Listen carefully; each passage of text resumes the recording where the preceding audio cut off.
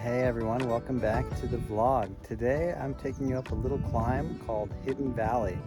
This is off of one of my main routes that I do often called Rodeo Gulch, and it's just a dead-end climb.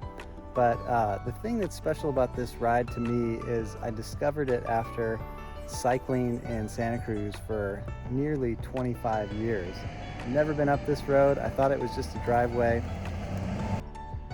One day I decided to just see where it goes, and it turns out it's a really nice climb that goes uphill at almost a 9% grade for a little over a mile, and then has kind of a rolling plateau. And the special thing about this is that I was able to do this from my old house as a 30-minute ride, and occasionally I'd add time to it by doing repeats up it, and it just turned into a very nice course for me to get a quick but effective ride in, and the scenery is really nice along the way. So let's see what this hill has to offer and find out what makes it a short yet super sweet and epic little climb. So it kicks up right away, and there's a few easy bits on this road, but nothing that easy. Truthfully, everything's between 7 and 12%. I think there might be one section that's steeper than that, but it's a good solid effort the whole way. As you can see, super pretty. Look at that old growth redwood in that ravine there. It's just very pleasant. If you do it during commute times, there are plenty of people who live up here. So in the evening on the downhill, which is a little narrow, there might be some traffic going up. But mostly it's a quiet road. Great place to both exercise and gather one's thoughts. A lot of shade in these early slopes, and it gets sunnier and hotter at the top. Kind of a mix between sort of a subtropical rainforest and a Mediterranean climate, which I really like.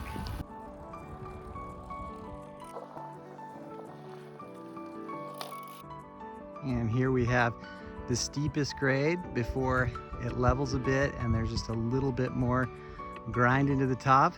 It's not that this grade is so steep, it's probably maybe 12-13%, but it's a long grade, and you've been climbing pretty hard 8-9% consistently leading up to it. So this makes you work. There's a little flat spot, it goes back up to 9 or 10, and then it levels off to 7 to get to the top. It's a really sweet area. Lots of sun, very hot on this climb. So this is just right after the steepest section. That's a real beast of a section. The road gets even more narrow, and even though the camera angle is making this look steep, you've just hit a flat spot, and it gets a little easier after this grade. And there's a retaining wall where the sun reflects against, and some nice houses with Italian cypress.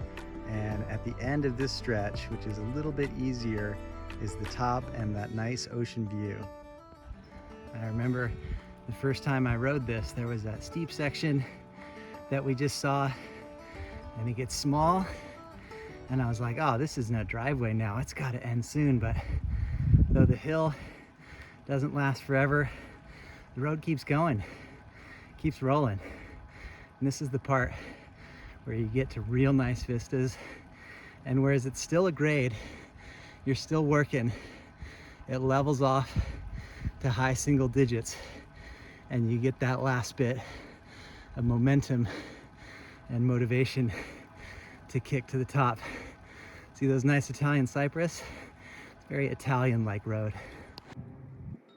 So this is the top of the steep part. There's a little bit more climbing, but there's a tiny dip before you have to use a little bit more energy. But basically, if you make it to here, and there's a kind of a junction of driveways and some really fancy houses, as you can see, but most importantly, look at that ocean view. If you made it to here, you're pretty good to go. You just got to kick a couple more times up a little bit of some light risers, and you've made the climb. And just like that, we're at the top, folks. As you can see, good enough climb to get the breath going. Not so devastating that you can't do it as a repeat, but I mean, you saw the scenery. Really nice woods, even some ocean views down both sides of the slope. Really similar to the amount of elevation gain and vistas of Rodeo Gulch just a little less hard. No switchbacks, but really nice character of road and a very different perspective, even though similar, because you're on more of a side ridge of the same hill versus going kind of directly east into the mountains. So definitely one worth doing. You could keep going down this road. It gets really small. It's like a beautiful roller coaster Forest Service road, but today I'm just taking you to the top and I'm going to cruise back down, taking my time on the downhill to stay safe. Wonderful vistas at the top. This is the highest peak in Santa Cruz. Camera doesn't do it justice. There's some radio towers up there, but it is definitely a beast of a climb with fantastic views from the high mountain peak that it is, 3,800 feet. There's a lot of trees at the top, but there's nice views when there's gaps in the trees on both sides. And this is the ocean view from a different angle, such as the curvature of the bay. And the high point of that ridge in the distance is another wonderful climb called Fremont's Peak.